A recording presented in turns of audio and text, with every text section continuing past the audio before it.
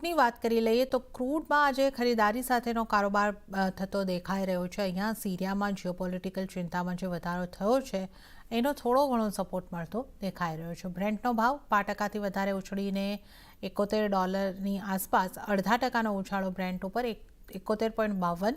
નાઇમેક્સની વાત કરીએ તો 67.61 અને જો આપણે એમસીએક્સ પર ક્રૂડ જોઈએ તો 5,738. ભાવિકજી, અહીંયા આગળ આપણે જે રીતે ક્રૂડને જોઈ રહ્યા છે, 0.5%ની આસપાસની ખરીદારી બ્રેન્ટની અંદર દેખાઈ રહી છે.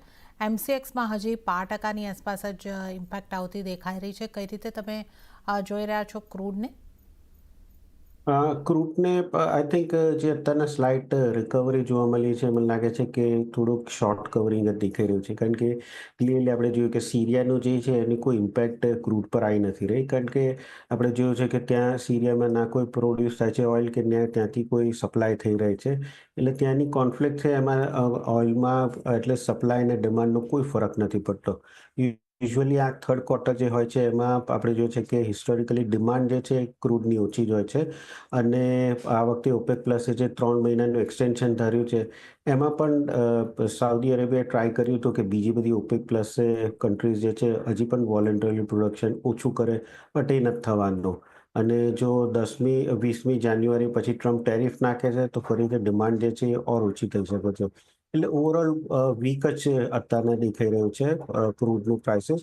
બટ કારણ કે 70ની આસપાસ આવી ચૂક્યું છે બ્રેન્ટ, કે જ્યાં આપણે પહેલાં પણ જોયું હતું સપોર્ટ મળી રહ્યો છે.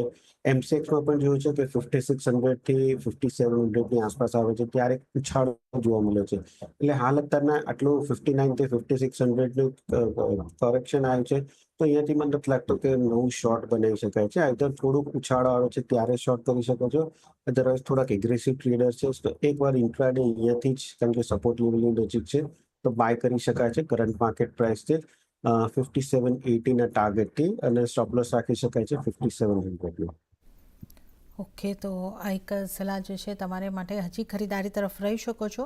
5780ના ટાર્ગેટ અને 5700નો સ્ટોપ લોસ રાખીને તમે અહીંયા આગળથી ચાલી શકો છો. તો આ સિરિયાની ઇમ્પેક્ટ જે છે એ વધારે ક્રૂડ ઉપર નથી દેખાઈ રહી. હવે જો વાત આપણે નેચરલ